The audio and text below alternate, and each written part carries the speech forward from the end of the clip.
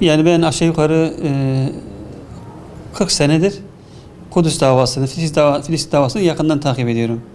Yani çocukluğumdan beri ben Filistin'deki özellikle o elleri kolları kırılan çocukların çekmiş olduğu acıdan bugüne yani 40 sene geçti, ben hala o anları unutamıyorum.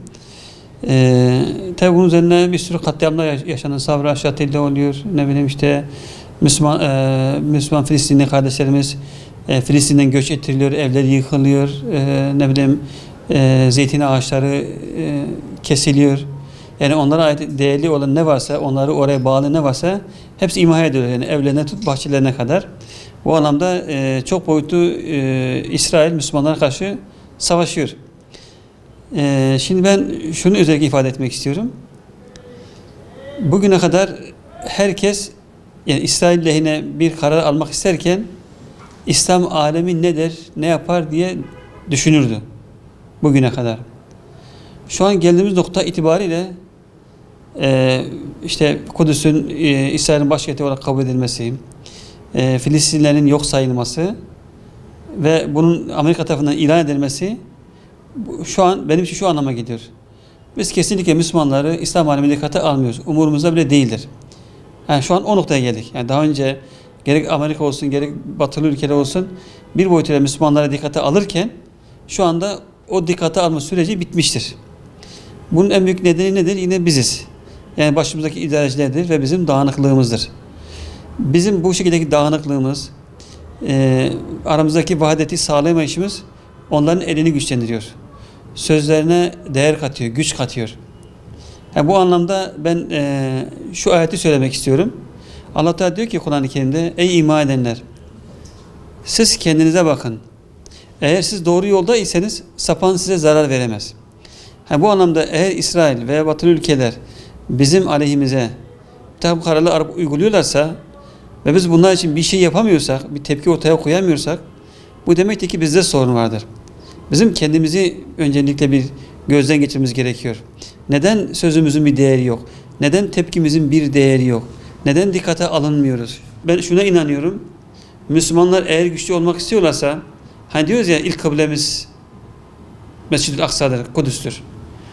Bizim o kıble bilincini kazanmamız gerekiyor tekrardan. Yani o kıble bilinci önemli bilinçtir. Biz kıblemizi kaybettik. Biz yönümüzü kaybettik. Biz kardeşliğimizi kaybettik. Biz namazımızı kaybettik. Yani bu anlamda her zaman deriz yani Allah indiğinden en makbul amel nedir? Yani veya ahirette ilk soracak amel nedir? Namazımızdır. Şimdi ben çevremizde görüyorum Türkiye'deki Müslümanları, namaz kılıyoruz değil mi? Namazımız ne kadar bilinçli kılınıyor? Biz namazımıza ne kadar değer veriyoruz? Biz bazen kendi aramızda konuşuyoruz. İşte biz Kudüs'te namaz kılmak istiyoruz. Mescid-i Aksa'da namaz kılmak istiyoruz. Eğer biz buradaki namazımızın bilincinde değilsek Kudüs'te maalesef namaz kılamayız. Mescid-i Aksa'da namaz kılamayız. Bizim Kudüs'e giden yol buradan geçiyor. Eğer biz orada namaz kılmıyorsak bilinçli bir şekilde hakkını vererek öncelikle bizim buradaki namazlarımızın hakkını vermemiz gerekiyor. Biz daha buradaki namazlarımızın hakkını vermiyoruz. Biz bireysel namaz kılmayı tercih ediyoruz.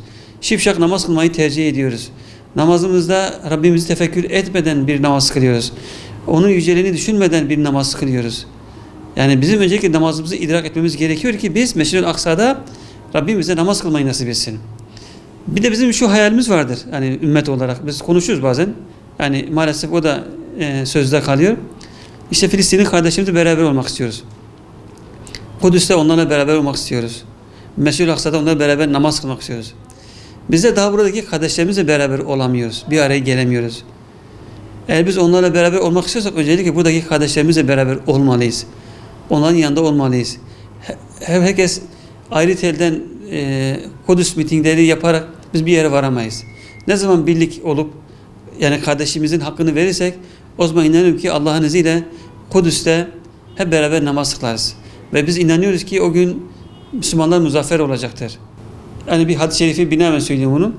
Diyor ki Peygamber Efendimiz sallallahu aleyhi ve sellem ahir zamanda öyle bir zaman gelecek ki insanlar bir sofraya üşür gibi Müslümanların başına üşüyecekler.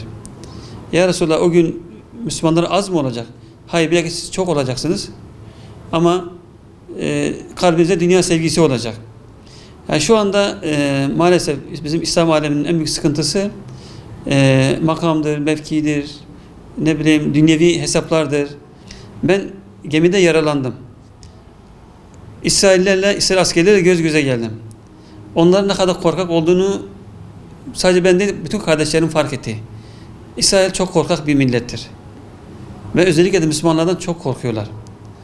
Ama biz dediğim gibi dünya sevgisinden dolayı onları gözümüzde çok büyütüyoruz, aşırı büyütüyoruz. Oysa ki eğer biz sırtımızı Rabbimize dayarsak, onu veli edinirsek, ki ayet-i kerimede diyor Allah-u Teala, ey iman edenler diyor, bizi uyarıyor Allah-u Teala. Küfür ehli birbirinin velisidir. Eğer siz de birbirinizin velisi olmazsanız, bunu yapmazsanız, yeryüzünde büyük bir fitne çıkar.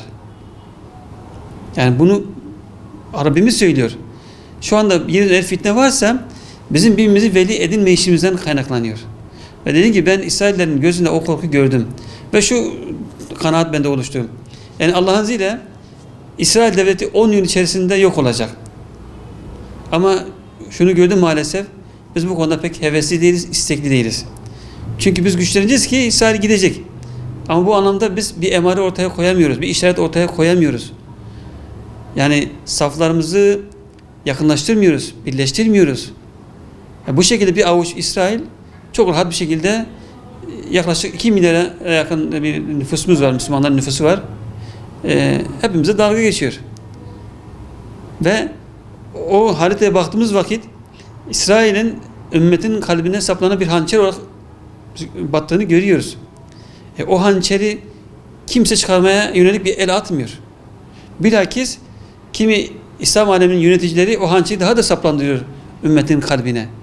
Yani şu anda yani İslam tarihine baktığımız vakit gençlerimiz, o dönemin gençleri, o dönemin insanları, aileleri çocuğunu Allah için iyi yetişsin, iyi bir alim olsun, örnek bir insan olsun, ahlakıyla, kişiliğiyle bu derdi taşıyordu. Şu an maalesef yani herkesi içine katmak zorundayım. İstisna hariç elbette. Hangi aile, Müslüman aile, bilinçli aile çocuğunu ümmetin geleceği için hazırlıyor?